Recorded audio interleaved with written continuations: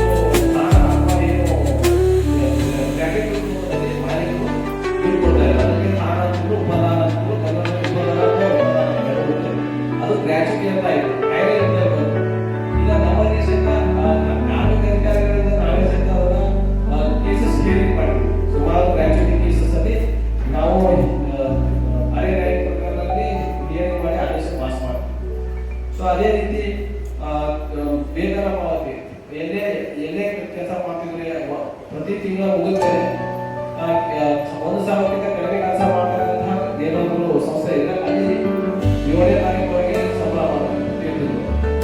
Next 1 ಸಾವಿರಕ್ಕಿಂತ ಹೆಚ್ಚಿನ ಕಾರ್ಮಿಕರಲ್ಲಿ 10ನೇ ತಾರೀಕುವರೆಗೆ ಸಂಬಳ ಮಾಡ್ತಿದ್ರು. ಸೊ ಇದರ ಜೊತೆಗೆ ಕಾರ್ಮಿಕರಿಗೆ ಶುದ್ಧ ಕುಡಿಯುವ ನೀರು ಆಮೇಲೆ ಕಾರ್ಮಿಕರಿಗೆ ಕೆಲಸ ಮಾಡ್ತಕ್ಕಂಥ ವಾತಾವರಣ ಚೆನ್ನಾಗಿರಬೇಕು. ಇದ್ರ ಜೊತೆಗೆ ನಮ್ಮಲ್ಲಿ ಸಾಕಷ್ಟು ಕಾರ್ಮಿಕರಲ್ಲಿ ಕಲ್ಯಾಣ ಯೋಜನೆ ಏನ್ ಕಲ್ಯಾಣ ಯೋಜನೆ ಇದೆ ನಮ್ಮಲ್ಲಿ 3 ಮಂಡಳಿ ಇದೆ. ಕರ್ನಾಟಕ ಕಟ್ಟಡ ಮತ್ತು ನಿರ್ಮಾಣ ಕಾರ್ಮಿಕರ ಕಲ್ಯಾಣ ಮಂಡಳಿ, ಕರ್ನಾಟಕ ರಾಜ್ಯ ಅಸಂಘಟಿತ ಕಾರ್ಮಿಕರ ಸಾಮಾಜಿಕ ಭದ್ರತಾ ಮಂಡಳಿ, ಅದ್ರ ಜೊತೆಗೆ ಇತ್ತೀಚೆಗೆ ಮೋಟಾರ್ ಸಂಬಂಧಿತ ಕಾರ್ಮಿಕರ ಸಾಮಾಜಿಕ ಮತ್ತು ಕ್ಷೇಮ ಅಭಿವೃದ್ಧಿ ಮಂಡಳಿ. ಕರ್ನಾಟಕ ಕಟ್ಟಡ ಮತ್ತು ನಿರ್ಮಾಣ ಕಾರ್ಮಿಕರ ಮಂಡಳಿ ಇದು ಹೆಸರಲ್ಲೇ ಸೂಚಿಸಿದಾಗೆ ಕಟ್ಟಡಕ್ಕೆ ಸಂಬಂಧಿಸಿದ ಕಾರ್ಮಿಕರನ್ನ ನೋಂದಣಿ ಮಾಡಿಸಿ ಅವರಿಗೆ ಸೌಲಭ್ಯವನ್ನು ವಿಸ್ತರಿಸುವಂತಹ ಮಂಡಳಿಯಾಗಿದೆ. ಮೊದಲನೇದಾಗಿ ಕಟ್ಟಡ ಕಾರ್ಮಿಕರಂದ್ರೆ ನಾವು ಸಾಕಷ್ಟು ಅಭಿವೃದ್ಧಿಸಿರ್ಬೋದು. ಇದ್ರ ಬಗ್ಗೆ ಏನು ವಿವಿಧ ಬಗೆಯ ಗೌರಿ ಇರ್ಬೋದು, ಏನು ಬಡಿಗಳಲ್ಲಿ ಕೆಲಸ ಮಾಡೋದು, ಪ್ಲಗಿಂಗ್ ಮಾಡೋದು, ಟೈಲ್ಸ್ ಇರ್ಬೋದು, ಬಾರ್ವೆಲ್ ಇರ್ಬೋದು, ಸೆಂಟ್ರಿಂಗ್ ಇರ್ಬೋದು, ಅದೇ ರೀತಿ ರೋಡ್ ಕನ್ಸ್ಟ್ರಕ್ಷನ್ ಇರ್ಬೋದು, ನೀರು ಒಳಚರಂಡಿ ಕನ್ಸ್ಟ್ರಕ್ಷನ್ ಮಾಡ್ತಾರೆ, ವಿದ್ಯುತ್ ಕಂಬ ಇದರ ನಿರ್ಮಾಣ ಮಾಡುವಂತಹ ಕಾರ್ಮಿಕರಿಗೆ ಹಲವು ಸೌಲಭ್ಯಗಳನ್ನು ನೀಡ್ತಾ ಇದೆ. ಮೊದಲನೇದಾಗಿ ಆ ಮಕ್ಕಳಿಗೆ ಶೈಕ್ಷಣಿಕ ಸಹಾಯ ಅದು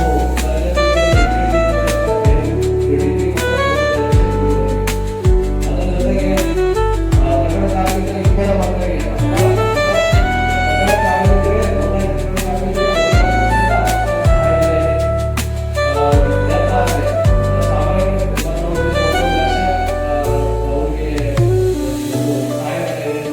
ಆಕ್ಸಿಡೆಂಟ್ ಆದ್ರೆ ರಸ್ತೆ ಆಕ್ಸಿಡೆಂಟ್ ಆದ್ರೆ 2 ಲಕ್ಷ ಇದೆ.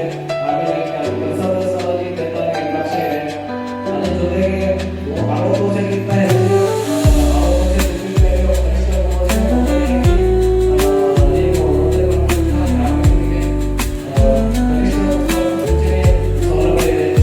ದುರ್ಬಲ ಪಿಂಚಣಿ ಕೆಲಸ ಮಾಡೋದು ರಸ್ತೆ ನೋಂದಣಿ ಮಾಡಿದ ಮೇಲೆ ಏನಾದರೂ ಅಪಘಾತದಿಂದಾಗಿ ದುರ್ಬಲತೆ ಬಂದಿದೆ, ಸಿವಿಯರ್ ಇಂಜುರಿ ಆದರೆ 19,000 ರೂಪಾಯಿ ದುರ್ಬಲತೆ ಪಿಂಚಣಿ ಇದೆ.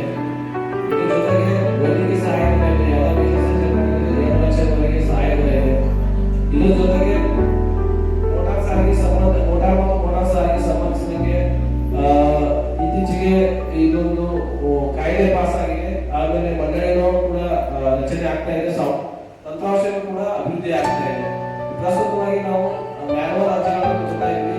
ಈಗ ಆನ್ಲೈನ್ ಮೂಲಕ ಅರ್ಜಿ ಸಲ್ಲಿಸೋದಿಲ್ಲ. ಮ್ಯಾನುವಲ್ ಬಗ್ಗೆ ಆನ್ಲೈನ್ ಮೂಲಕ ಇದರಲ್ಲಿ ಆಕ್ಸಿಡೆಂಟ್ ಡೆತ್ ಆದ್ರೆ 2 ಲಕ್ಷ ಸಹಾಯಧನ ಇದೆ. ಅದೇ ರೀತಿ ಸಾಮಾನ್ಯ ನೋಂದಣಿ ಕಮಿಷನ್ ಸಹಾಯಧನ ಇದೆ. ಅದರ ಜೊತೆಗೆ 15 ದಿವಸದವರೆಗೆ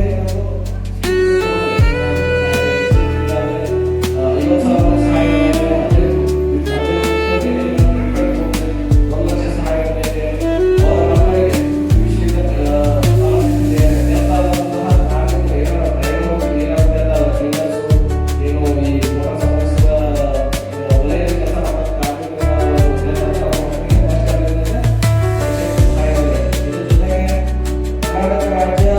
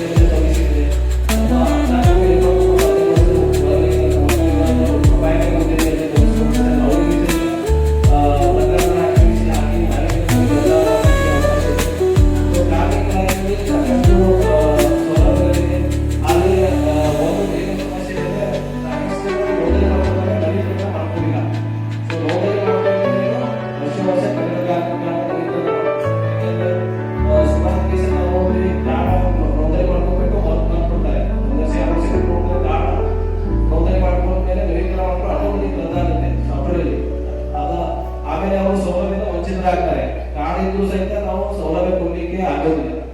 ಸೊ ಕಾರ್ಡ್ ಮಾಡ್ಕೊಂಡ್ರೆ ಸಾಕು, ಅದನ್ನ ಕಾಲಕ್ಕೆ ನೋಂದಣಿ ಮಾಡ್ಕೋಬೇಕು. ಹಾಗೂ ಏನಾದರೂ ಸಮಸ್ಯೆ ಸಂಭವಿಸಿದಾಗ ಏನಾದರೂ ಅವಘಡ ಇಷ್ಟು ಕಾರ್ಮಿಕ ಇಲಾಖೆಗೆ ಕಾರ್ಮಿಕ ಸಂಘಟನೆ ಅಂತ ಹೇಳ್ತೀವಿ. ಕಾರ್ಮಿಕ ಇಲಾಖೆ ಕಾರ್ಮಿಕ ಸಂಘಟನೆ ಮಾತಾಡ್ತಿದ್ರು.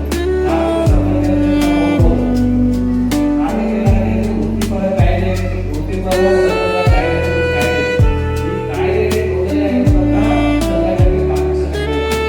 ಈ ವೃತ್ತಿಪರ ಸಂಘಟನೆ ಅಂದ್ರೆ ವೃತ್ತಿಪರ ಅಂದ್ರೆ ಜನರಲ್ ಸಂಘಟನೆ ಬೇರೆ, ಕೋಆಪರೇಟಿವ್ ಸರ್ಕಾರ ಸಂಘದ ಕಾಯ್ದೆ ಒಂದು ಇಲಾಖೆ ಇದೆ. ಸರ್ಕಾರ ಸಂಘದ ಇಲಾಖೆಗೆ ನೋಂದಣಿ ಮಾಡ್ತಕ್ಕಂಥ ಸಂಘ ಬೇರೆ. ಕಾರ್ಮಿಕ ಸಂಘಟನೆ ಬೇರೆ. ವೃತ್ತಿಪರ ಅಂದ್ರೆ ಅಡಿಗೆ ಮಾಡೋದು ಸಂಘ ಮಾಡ್ಬೋದು, ಅಸಹ್ಯ ಮಾಡೋದು ಸಂಘ ಮಾಡ್ಬೋದು, ಡ್ರೈವರ್ ಕೆಲಸ ಮಾಡೋ ಸಂಘ ಮಾಡ್ಬೋದು, ಗಂಬಾರ ಮಾಡ್ಬೋದು, ವೃತ್ತಿ ಕೆಲಸ ಮಾಡತಕ್ಕಂತಹ ಕಾರ್ಮಿಕ ಸಂಘಟನೆ ಮಾಡ್ಬೋದು. ಸೊ ಇಂಥ ಕಾರ್ಮಿಕ ಸಂಘಟನೆಗಳು ನಮ್ಮ ಇಲಾಖೆಯ ಒಂದು ಭಾಗ ಆಗಿದೆ. ನಮ್ಮ ಇಲಾಖೆಯಲ್ಲಿ ಕಾರ್ಮಿಕರು ಇರ್ತಾರೆ, ಕಾರ್ಮಿಕ ಮಾಲೀಕರು ಇರ್ತಾರೆ, ಸೊ ಕಾರ್ಮಿಕ ಸಂಘಟನೆಗಳು ಇರ್ತಾರೆ. ಕಾರ್ಮಿಕ ಸಂಘಟನೆಗಳು ಸಾಕಷ್ಟು ನಮ್ಮ ಏನು ಕಾರ್ಮಿಕರ ಮತ್ತು ಕಾರ್ಮಿಕ ಇಲಾಖೆ ಕೊನೆಯ ಕೆಲಸ ಮಾಡ್ತಾರೆ. ಸೊ ಗಗನ ಕಾರ್ಮಿಕ ಕ್ಷೇತ್ರದಲ್ಲಿರ್ಬೋದು, ಫ್ಯಾಕ್ಟರಿ ಇರ್ಬೋದು, ಕೆಲವೊಂದು ಇಲ್ಲಿ ಅಂತ ದೊಡ್ಡ ಫ್ಯಾಕ್ಟರಿ ಇಮೇಜ್ ಇಲ್ಲ. ದಾವಣಗೆರೆ ಸಾರವಾಗಿ ಒಂದು ಏನೋ ಇದೆ ಅಂತ 3,400 ಕಾರ್ಮಿಕ ಸಂಘಟನೆಯಲ್ಲಿ ಕೆಲವೊಂದು ಸದಸ್ಯರಿದ್ದಾರೆ. ಆಮೇಲೆ ಹಟ್ಟಿ ಜಿಲ್ಲೆಯಲ್ಲಿ ರಾಯಚೂರು ಹಟ್ಟಿ ಜಿಲ್ಲೆಯಲ್ಲಿ 3,800 ಸದಸ್ಯರಿದ್ದಾರೆ. ಅದೊಂದು ಎಲೆಕ್ಷನ್ ಒಂದು ಚುನಾವಣೆ 26 ಗಂಟೆ ನಾವು voting ಮಾಡಿದ್ವಿ. 26 ಗಂಟೆ ಉದ್ಯಾನವಾಗಿ ಸೊ ಅಂತ ಕಾರ್ಮಿಕ ಸಂಘಟನೆ ಚುನಾವಣಾ ಸಂಘಟನೆ ಸೊ ಇದರಿಂದ ಕಾರ್ಮಿಕ ಇಲಾಖೆ ಈ ಎಲ್ಲ ಒಂದು ಕಾರ್ಮಿಕ ಇಲಾಖೆಗೆ ಸೇರ್ತಕ್ಕಂಥ ಒಂದು ಐದೆಲ್ಲ ಹಚ್ಕೊಳ್ಳಿ. ಇಲ್ಲಿವರೆಗೆ ಒಂದು ಎಲ್ಲರಿಗೂ ಧನ್ಯವಾದಗಳು. ಹಾಗೂ ಮಾತನಾಡಿ ಅವಕಾಶ ಮಾಡಿಕೊಟ್ಟಂತಹ ರಾಜ್ಯ ಕಾರ್ಮಿಕ ಇಲಾಖೆಗೆ ಹಾಗೂ ವಯಸ್ಸುಗಳಿಗೆ ಹೃದಯಪೂರ್ವಕವಾದ ಧನ್ಯವಾದಗಳು ಸಲ್ಲಿಸುತ್ತೇನೆ. ಕಾರ್ಮಿಕರ ಮತ್ತು ಹಲವಾರು ಸರ್ಕಾರದ ಯೋಜನೆಗಳು ಬಹಳ ವಿಸ್ತೃತವಾಗಿ ಹೇಳಿದ್ದಾರೆ. ಅವರಿಗೆ ಕೂಡ ಕಾರ್ಮಿಕರ ಬಳಿಯಿಂದ ಧನ್ಯವಾದಗಳು ಸಲ್ಲಿಸುತ್ತೇನೆ. ಈಗ ಅದೇ ರೀತಿಯಾಗಿ ಈ ಕಾರ್ಯಕ್ರಮದ ಇನ್ನೊಬ್ಬ ಮುಖ್ಯ ನಿರ್ದೇಶಕರಾಗಿ ವಹಿಸಿರುವ ದಯಾನಂದ್ ಪಾತ್ರ ಸರ್ ಕೂಡ ಇದನ್ನು ಮಾತಾಡಬೇಕಂತ ವಿನಂತಿ ಮಾಡ್ಕೊಳ್ತೇನೆ. ಕಾರ್ಮಿಕರಾದ ನಾನು ಮಹೇಶ್ ಊರಲ್ಲಿ ಸರ್. ನಾನು 30 ವರ್ಷ ಸೇವೆಯಲ್ಲಿ ಪ್ರತ್ಯಕ್ಷ ಕಾರ್ಮಿಕ ಅಧಿಕಾರಿಯನ್ನು ಕಂಡ ಒಂದು ಮಹಾನ ವ್ಯಕ್ತಿ ಎಂದರೂ ತಪ್ಪಾಗಲ್ಲ. ಸುಮಾರು 30 ವರ್ಷ ಸೇವೆಯಲ್ಲಿ ನಮ್ಮ ಜಿಲ್ಲಾ ಕಾರ್ಮಿಕ ಕಾರ್ಯಗಳು ನಮ್ಮ ಕಚೇರಿಯಲ್ಲಿ ನಡೆಯುತ್ತಿರುವ ಅವ್ಯವಹಾರ ಹೋರಾಟಕ್ಕೆ ಕಡಿವಾಣ ಹಾಕಿ ಮತ್ತು ಕಟ್ಟಡ ಕಾರ್ಮಿಕರ ಬಗ್ಗೆ ಅನೇಕ ತೊಂದರೆಗಳು ಬೇಕಾಬಿಟ್ಟಿಯೇ ತಪ್ಪಿಕೊಳ್ಳಾಗ್ತಾ ಇರೋದು ಇವರು ಬಂದ ನಂತರ ಅಂತ ಕೆಲಸಕ್ಕೆ ಕಡಿವಾಣ ಹಾಕಿದ್ದಾರೆ. ಅವರಿಗೆ ಈ ಒಂದು ವೇದಿಕೆ ಮತ್ತೆ ಈ ವೇದಿಕೆ ಮೇಲೆ ಇದ್ದ ಎಲ್ಲ ಪ್ರಮುಖ ಗಣ್ಯರಿಗೆ ಈ ಸಭೆಯಲ್ಲಿ ಆಗಮಿಸಿದ ಎಲ್ಲ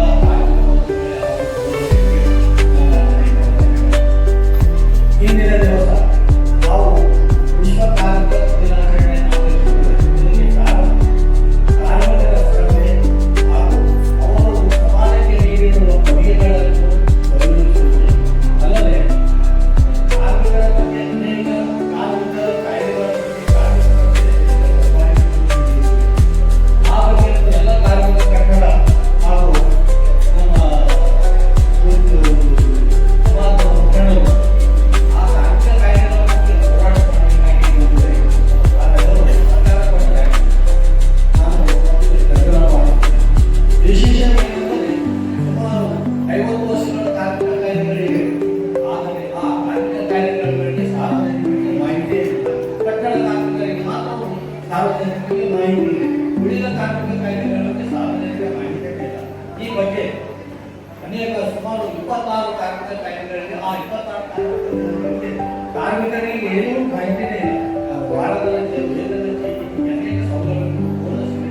ಈ ಅನೇಕ ಮಾಹಿತಿಗಳನ್ನು ಸಾರ್ವಜನಿಕ ಕರೆಸಿ ಆಯುಕ್ತರಿಗೆ ಸಚಿವರಿಗೆ ಬರ್ತದೆ. ಕಾರ್ಮಿಕ ಇಲಾಖೆಯ ಕನಿಷ್ಠ ಎಲ್ಲ ಮಾಹಿತಿಗಳನ್ನು ಸಾರ್ವಜನಿಕರಿಗೆ ನೀಡಿ ಪತ್ರವನ್ನು ಸ್ಪಂದಿಸಿಲ್ಲ. ಅದಕ್ಕೆ ನಾವು ಮಾನವ ಹಕ್ಕುಗಳ ಆಯೋಗಕ್ಕೆ ದೂರು ನೀಡಿದಾಗ ಅವರು ನನ್ನ ಕಡೆ ಒಂದು ಆದೇಶ ಮಾಡಿ ನಾನು ಕೇಳಿರುವ ಮಾಹಿತಿಯನ್ನು ಸಾರ್ವಜನಿಕರಿಗೆ ತಲುಪಿಸಲು ಆದೇಶ ಮಾಡಿದ್ದು ಕಾರ್ಮಿಕ ಇಲಾಖೆ ಇಲ್ಲಿಯವರೆಗೆ ಏನೂ ಕ್ರಮ ಕೈಗೊಂಡಿಲ್ಲ. ನನ್ನ ವಿಚಾರವೇನು? ಕಾರ್ಮಿಕರ ಬಗ್ಗೆ ಕಾರ್ಮಿಕರಿಗೆ ಅವರಿಗೆ ಅರಿವಿಗೆ ಇರದಿದ್ದರೆ ಒಂದಾನೊಂದು ಕಾಲದಲ್ಲಿ ಹಿಂದೆ ಸುಮಾರು 40 ವರ್ಷಗಳ ಹಿಂದೆ ನಮ್ಮ ಹಿರಿಯ ಮುಖಂಡ ಡಿ.ಕೆ. ಸುಬ್ಬಯ್ಯ ಅವರು ಒಂದು ಮಾತು ಹೇಳಿದ್ರು ವಿಧಾನಸಭೆಯಲ್ಲಿ ಕಾರ್ಮಿಕ ಇಲಾಖೆ ಚರ್ಚೆಯಲ್ಲಿ. ಏನು ಅಂದ್ರೆ ಮಿಯಾಬಿಗಿ ಏಕವಚನ ಜಾಗರೇಗ ಕಾಯ್ದೆ ಒಂದು ಮಾತಾಡಿದ್ರು. ಅದರ ಉದ್ದೇಶ ಕಾರ್ಮಿಕ ಇಲಾಖೆ ಅಧಿಕಾರಿಗಳು ಮತ್ತು ಮಾಲೀಕ ವರ್ಗ ಒತ್ತಾಯ ಕಾರ್ಮಿಕರಿಗೆ ಸ್ಕೂಲ್ ಇಲ್ಲ ಅವರ ಸತ್ಯಗಳು ಇತ್ತು. ಈಗ ಆ ತರಹ ಇಲ್ಲ. ಕಾರ್ಮಿಕರಿಗೆ ಮಾಹಿತಿ ಪ್ರತಿಯೊಂದು ಮಟ್ಟಿಗೆ ಕೊಟ್ಟಾಗ ಅವರು ಕಾರ್ಮಿಕರು ತಾವಾಗಿ ಕಚೇರಿಗೆ ಸಂಬಂಧಿಸಿದ ಮಾಹಿತಿ ಪಡೆದು ಸವಲತ್ತು ಪಡೆಯುತ್ತಾರೆ. ನಿಮಗೆ ಈ ವಿಚಾರದ ಬಗ್ಗೆ ನಾನು ಹೇಳಲಿಲ್ಲಂದ್ರೆ ನಮ್ಮ ಕಾರ್ಮಿಕ ಇಲಾಖೆಯಲ್ಲಿರುವ ರಾಜ್ಯದಲ್ಲಿ ನಮ್ಮ ಕಾರ್ಮಿಕ ಇಲಾಖೆ ಒಂದು ಒಕ್ಕೂಟ ಇಲಾಖೆ. ಅವರಿಗೆ ಸುಮಾರು ಈಗ ಈ 56 ವರ್ಷಗಳ ಹಿಂದೆ ಒಂದು ಕಾರ್ಮಿಕ ಇಲಾಖೆ ಕಚೇರಿ ತೆಗೆದಿದೆ. ಅದರಲ್ಲಿ ಒಬ್ಬ ಕಾರ್ಮಿಕ ನಿರೀಕ್ಷಕರಿದ್ದರು. ಆದರೂ ಈಗ 50 ವರ್ಷ ಆದರೂ ಒಬ್ಬ ಕಾರ್ಮಿಕ ನಿರೀಕ್ಷಕರಿದ್ದಾರೆ. ಇದಕ್ಕೆ ಏನೋ ಒಂದು ಸಮಾಜದಲ್ಲಿ ಈ ಬಗ್ಗೆ ಯಾರಿಗೂ ಅಷ್ಟೊಂದು ಅಭಿವೃದ್ಧಿ ಇದ್ದಿಲ್ಲ, ಇರುವುದಿಲ್ಲ. ಅದಕ್ಕೆ ಕಾರ್ಮಿಕರು ಹಾಗೂ ಕಾರ್ಮಿಕ ಈ ಬಗ್ಗೆ ವಿಚಾರಿಸಿ ಹೆಚ್ಚಿನ ಸೌಲಭ್ಯಗಳನ್ನು ಮಾಡಬೇಕಂತ ಹೇಳಿ ನಾನು ಎಲ್ಲ ಮಹಿಳೆಯರಿಗೆ ಹೇಳ್ತೇನೆ. ಕಾರ್ಮಿಕ ಕಾಯ್ದೆಗಳ ಸಮಸ್ಯೆ ಅಂದರೆ ಏನು? ನಮಗೆ ಹೇಳಿದ್ರೆ ಈಗ ಕಟ್ಟಡ ಕಾರ್ಮಿಕರು ಇದೆ. ಈ ಕಟ್ಟಡ ಕಾರ್ಮಿಕರಿಗೆ ಮೊದಲು 3 ವರ್ಷ 3 ವರ್ಷ ಇತ್ತು. ಈಗ ಅದನ್ನು ಮಧ್ಯವರ್ತಿಗಳ ಸೀಮಿತ ಮಾಡುವುದರಿಂದ ಸಾವಿರಾರು ಲಕ್ಷಾಂತರ ಕಾರ್ಮಿಕರಿಗೆ ಮದುವೆಯಿಂದ ಹಾಗೂ ನಿವೃತ್ತಿಯಿಂದ ವಂಚಿತರಾಗಿದ್ದಾರೆ. ಈ ಬಗ್ಗೆ ನಾನು ಸಂಬಂಧಿಸಿದ ಸಚಿವರಿಗೂ ಹಾಗೂ ಕಾರ್ಮಿಕ ಆಯುಕ್ತರಿಗೂ ಪತ್ರ ಬರೆದಿದ್ದೇನೆ. ಇದರಲ್ಲಿ ಸಾರ್ವಜನಿಕ ತೊಂದರೆ ಆಗ್ತಾ ಇದೆ. ನೀವು ಮೊದಲಿನಿಂದಲೇ ಮಾಡಿ 3 ವರ್ಷ ಅವರಿಗೆ ಸಭೆಯಲ್ಲಿ ಮಾನ್ಯ ತೆಗೆದು ಅಧಿಕಾರಿಗಳು ನಾನು ಸಭೆಗೆ ಹೋಗಿ ನಾನು ಉದ್ಯೋಗವನ್ನು ಮಾಡ್ತೇನೆ ಈಗಾಗಲೇ ಸಭೆಯಲ್ಲಿ ಹೇಳಿ ಈ ಮೂಲಕ ಅವರಿಗೂ ನಾನು ಧನ್ಯವಾದ ಅರ್ಪಿಸ್ತೇನೆ. ಆದರೆ ಎಲ್ಲ ಕಾರ್ಮಿಕ ಎಲ್ಲ ಸಮಾಜದ ಅನೇಕ ಅಭಿವೃದ್ಧಿ ಕಾರ್ಯಗಳು ಸಾರ್ವಜನಿಕರ ಮನೆ ಬಾಗಿಲಿಗೆ ನಿಂತಿರುವ ಸರ್ಕಾರಗಳು ಹಿಂದಿನ ಸರ್ಕಾರ ಯಾವುದೇ ಸರ್ಕಾರ. ಆದರೆ ಕಾರ್ಮಿಕರ ಬಗ್ಗೆ ಇಲ್ಲಿಯವರೆಗೆ ಕಾರ್ಮಿಕ ಕಾಯ್ದೆಗಳನ್ನು ಯಾರೂ ಅವರಿಗೆ ಇಚ್ಛಾಶಕ್ತಿನೇ ಇಲ್ಲ. ಒಂದು ಆ ಕಾಯ್ದೆಯಲ್ಲಿ ಕೆಲವೊಂದು ಕಾಯ್ದೆಗಳು ಕಾರ್ಮಿಕರಿಗೆ ಅನ್ವಯಿಸ್ತಾರೆ, ಕೆಲವೊಂದು ಕಾರ್ಮಿಕ ಕಾಯ್ದೆಗಳು ಸಹಾಯಕ ಕಾರ್ಮಿಕ ಇರ್ತಾರೆ, ಕೆಲವೊಂದು ಕಾರ್ಮಿಕ ಕಾರ್ಮಿಕ ಇರ್ತಾರೆ. ಈ ತರ ಇರುವುದರಿಂದ ಕಾರ್ಮಿಕರಿಗೆ ಸಿಗುವ ಸೌಲಭ್ಯಗಳಿಂದ ಅವರು ವಂಚಿತರಾಗುತ್ತಾರೆ. ಅದಕ್ಕೆ ನನ್ನ ಮನೆಗೆ ಹಾಗೂ ಎಲ್ಲ ಮುಖಂಡರ ಮನೆಗೆ ಮಾಡುವಿಕೆಯಿಂದ ಎಲ್ಲ ಕಾರ್ಮಿಕ ಕಾಯ್ದೆಗಳು ಕಾರ್ಮಿಕ ನಿರೀಕ್ಷಕರ ಒಳಗೊಂಡಂತೆ ತಾಲೂಕಕ್ಕೆ ಕಾರ್ಮಿಕ ನಿರೀಕ್ಷಕರಿರ್ತಾರೆ. ಅದರಲ್ಲಿ ಜಿಲ್ಲೆಗೆ ಒಬ್ಬರು ಕಾರ್ಮಿಕ ಅಧಿಕಾರಿ ಇರ್ತಾರೆ. ಈ ಎಲ್ಲ ಸೌಲಭ್ಯಗಳನ್ನು ಎಲ್ಲ ಕಾರ್ಮಿಕ ಕಾಯ್ದೆಗಳಿಗೆ ವಹಿಸಿದರೆ ಕಾರ್ಮಿಕರಿಗೆ ಹಾಗೂ ಭೂಗಳಿಂದ ಎಲ್ಲ ಕಾರ್ಮಿಕರು ಕಚೇರಿಗೆ ಸೌಲಭ್ಯ ಪಡೆಯಲು ಅನುಕೂಲ ಆಗ್ತದೆ. ಅದಕ್ಕೆ ಎಲ್ಲ ಕಾರ್ಮಿಕ ಮುಖಂಡರು ಈ ಬಗ್ಗೆ ಒಂದು ಚಳವಳಿ ಪ್ರಾರಂಭಿಸಿದಂತೆ ಮಾನ್ಯರಲ್ಲಿ ಆದರೆ ಹೀಗಾಗಿ ಇಂಥ ಅನೇಕ ದೌರ್ಜನ್ಯಗಳು ಮೇಲಧಿಕಾರಿಗಳಿಂದ ನಿಂತಾನೇ ಇದೆ. ರಾಜ್ಯದಲ್ಲಿರುವ ಅನೇಕ ಕಾರ್ಮಿಕ ಕಾಯ್ದೆಗಳಲ್ಲಿ ಐಡಿಎಫ್ ಇದೆ. ಆ ಐಡಿಎಫ್ನಲ್ಲಿ ಕಾರ್ಮಿಕ ಒಂದು ದೂರು ಸಲ್ಲಿಸಿದರೆ ಅವರು ಅವನು ಎಲ್ಲಿ ಕೆಲಸ ಮಾಡಿಬಾರ್ದು, ಮಾಲಕ ಬಿಟ್ಟು ಅವನು ಬೇರೆ ಏನಾದ್ರು ಕೆಲಸ ಮಾಡಿದ್ರೆ ಮಾಲಕ ಒಂದು ಪತ್ರ ಕೊಟ್ಟರೆ ಅವನು ಪ್ರಕರಣ ಮುಚ್ಚಿ ಹೋಗುವುದು. ಇಂಥ ಅನೇಕ ಅಹಿತಕರ ದೌರ್ಜನ್ಯಗಳು ಕಾರ್ಮಿಕರಿಗೆ ಕಾರ್ಮಿಕ ಕಾಯ್ದೆಗಳಲ್ಲಿ ಇವೆ. ಇವು ಬಗ್ಗೆ ತಾವೆಲ್ಲರೂ ಹೋರಾಟ ಮಾಡಿ ಮುಂದಾಗುವ ಜನರಿಗೆ ಅನೇಕ ಸೌಲಭ್ಯಗಳು ಮಾಡುವುದಕ್ಕೆ ಎಲ್ಲರೂ ಪಡಪಟ್ಟು ಕೆಲಸ ಮಾಡಬೇಕಂತ ಹೇಳಿ ನನ್ನ ನಾಟಕವನ್ನು ಮುಗಿಸ್ತೇನೆ. ಅದೇ ರೀತಿಯಾಗಿ ಈ ಕಾರ್ಯಕ್ರಮದ ಗೌರವ ಅಧ್ಯಕ್ಷತೆ ವಹಿಸಿರುವ ಶ್ರೀ ಶಿವಶರಣಪ್ಪ ಪಾಟೀಲ್ ಸರ್ ಕೂಡ ಮಾತನಾಡುವಂತೆ ಕಾರ್ಮಿಕರ ಸಮಸ್ಯೆಗಳನ್ನು ನಾವು ಎಷ್ಟು ವರ್ಣನೆ ಮಾಡಬೇಕು ಈ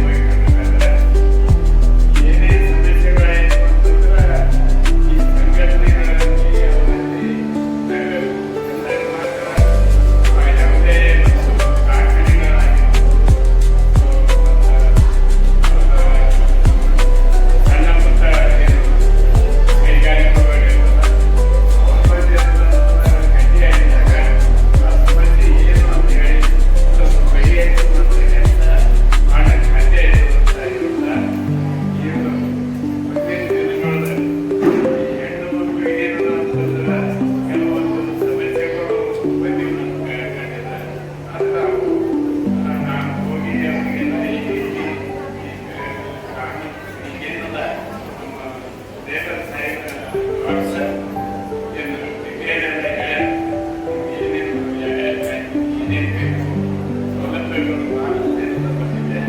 ನಮ್ಮ ಎಲ್ಲರ ಸದಸ್ಯರಾದರೆ ನಮ್ಮ ಇಲಾಖೆ ಸಂಸ್ಥೆ ಭೇಟಿಯಾಗಿ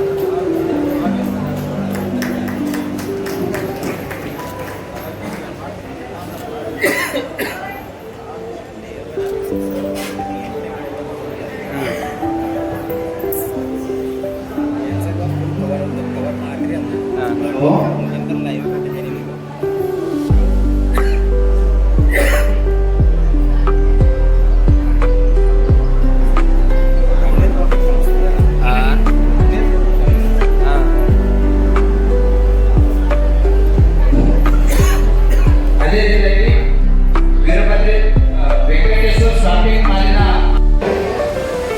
ಮಾಲೀಕರು ಬಂದರೆ ವೇದಿಕೆಗೆ ಬರಬೇಕು, ಇಲ್ಲಂತಂದ್ರೆ ಅವರ ಒಂದು ಉಪಸ್ಥಿತಿಯಲ್ಲಿ ಕಾರ್ಮಿಕರು ಬಂದು ಸ್ವೀಕಾರ ಮಾಡಬೇಕಂತ ವಿನಂತಿ ಮಾಡ್ಕೊಳ್ತೇನೆ. ಯಾರಾದರೂ ಒಬ್ಬರು ಕಾರ್ಮಿಕರು ಬಂದು ಸನ್ಮಾನ ಸ್ವೀಕರಿಸಬೇಕಂತ ವಿನಂತಿ ಮಾಡ್ಕೊಳ್ತೇನೆ.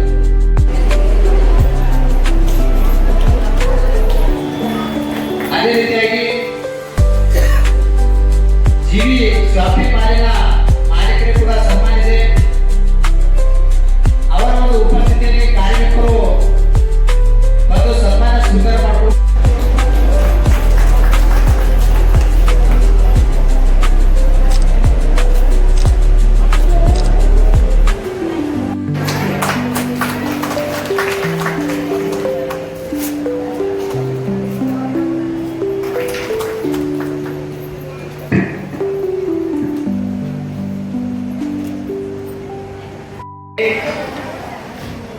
ಮಹಿಳೆಯರ ಪರವಾಗಿ ಕಾರ್ಯಚಟುವಟಿಕೆ ನಿರಂತರ